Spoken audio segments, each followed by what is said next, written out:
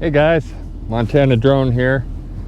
Gonna run my racetrack today with the Diatone Roma F5 version 2, running the GoPro Hero 4, and I got a 5S battery on there.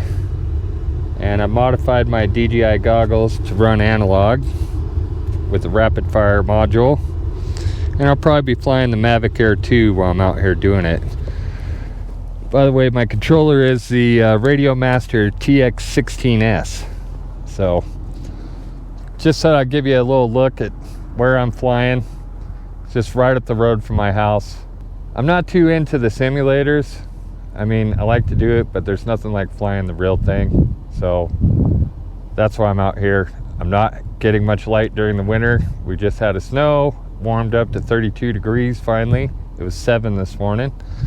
So I'm going to go ahead and send this sucker out. I'll show you some footage. As always, thanks for watching. Please like and subscribe. What I didn't realize during the flight was I actually had some spectators in the background. Alright, getting ready to take off here. Gonna go ahead and film it.